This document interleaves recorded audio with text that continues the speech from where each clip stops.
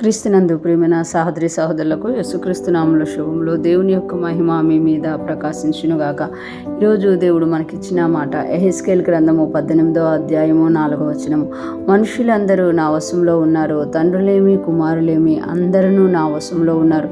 పాపం చేయువాడెవడో వాడే మరణమునందును. ఈ మాటలు మనము యెహెజ్కేలు గ్రంథంలో చూస్తున్నాం. యెహెజ్కేలు ప్రవక్త ద్వారా దేవుడు ఇశ్రాయేలీలకి తెలియజేస్తున్నారు కదా, ఒకరు చేసిన దోషంను బట్టి నేను ఇంకొకరిని శిక్షించను, మనుషులందరూ నా వశంలో ఉన్నారు అని అంటున్నారు. ఈరోజు దేవుడు తెలియజేస్తున్నారు కదా, మనుషులందరూ అంటే ఈ భూమి మీద ఉన్న ప్రతి మనిషి కూడా దేవుని వశంలోనే ఉన్నారు.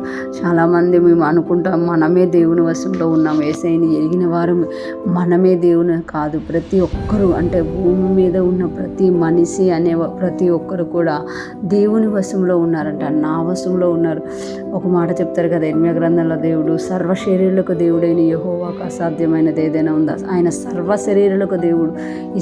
అంటే క్రైస్తవుల దేవుడు, ఇశ్రాయేలుకి దేవుడు, ఫారెన్ దేవుడు కాదు ఆయన. ఆయన సర్వశరీరులకు దేవుడు. ఇక్కడ కూడా అంటున్నారు కదా, మనుషులందరూ నా వశంలో ఉన్నారు, తండ్రులేమి కుమారులేమి అందరూ నా వశంలో ఉన్నారు. తండ్రులేమి కుమారులేమి, తల్లులేమి పిల్లలేమి అందరూ అంటే భూమి మీద ఉన్న ప్రతి మనిషి కూడా నా వశంలో ఉన్నారు. ఎవరైనా సరే వాళ్ళు అంటే లోకంలో ఉన్నవారైనా సరే, దేవుణ్ణి ఎరిగిన వారైనా సరే, ఎరగని వారైనా సరే కూడా నా వశంలో ఉన్నారు అని ఇక్కడ దేవుడు చెప్తున్నారు అనమాట. నా వశంలో ఉన్నారు. పాపం చేయువాడెవడో వాడే మరణం నందును, పాపము చేయువాడెవడో వాడే మరణం నందును. అంటే అందరినీ దేవుడు చూస్తున్నాడు, అందరూ ఎలాగ జీవిస్తుందని చూస్తున్నాడు. దేవుడు అన్నీ కూడా అందరికీ కూడా సమానంగా ఇచ్చారు. యేసయ్య చెప్తారు కదా మత్తయి సువార్తలోన, ఆయన నీతిమంతుల మీదను అన్యాయస్తుల మీదను కూడా సూర్యుని ప్రకాశింపచేస్తున్నారు, వర్షాన్ని కురిపిస్తున్నారు అని చెప్తున్నారు అనమాట. అంటే అందరూ మనుషులందరూ దేవుని వశంలో ఉంటుండగా దేవుడు ప్రతి ఒక్కరికి ఆయన కృపనిస్తున్నారు, ఆయన ఆశీర్వాదాన్ని ఇస్తున్నారు. మనమే ఆశీర్వదింపబడలే, బయట ఉన్నవారు కూడా కష్టపడిన ప్రతి ఒక్కరికి కూడా దేవుడు ఆశీర్వాదాన్ని ఇస్తున్నారు. అంటే మనుషులందరూ నా వశంలోనే ఉన్నారు, తండ్రులేమి పిల్లలేమి అందరూ నా వశంలో ఉన్నారు.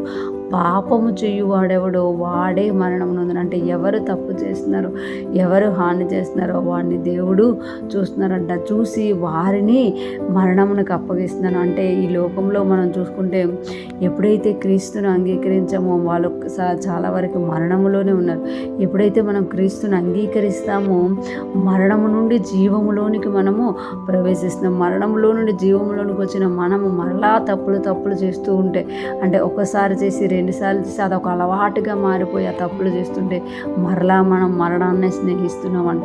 ఈరోజు ఫ్రెష్ మన్నా వింటున్న ప్రతి ఒక్కరూ జ్ఞాపకం చేసుకోవాలి, దేవుని ఎరిగిన మనము దేవుణ్ణి ఎరగని వారిలాగా కాక దేవుని ఎరిగిన వారుగా, జీవము కలిగిన వారుగా నీతిగా జీవించడానికి మనం సాధన చేయదుముగాక. అదే టైంలో ఎవరైతే దేవుని ఎరగని వారు ఉన్నారో వారు కూడా దేవుని ప్రజలు కనుక వారు కూడా దేవుణ్ణి ఎరగాలని, ఈ యొక్క మరణం నుండి జీవంలోనికి వాళ్ళు దాటాలని, జీవంలోనికి చేర్చబడాలని మనం అందరం ప్రార్థన చేయబద్దులమై ఉన్నాము. దేవుని కృప మనందరికీ తోడయునుగాక.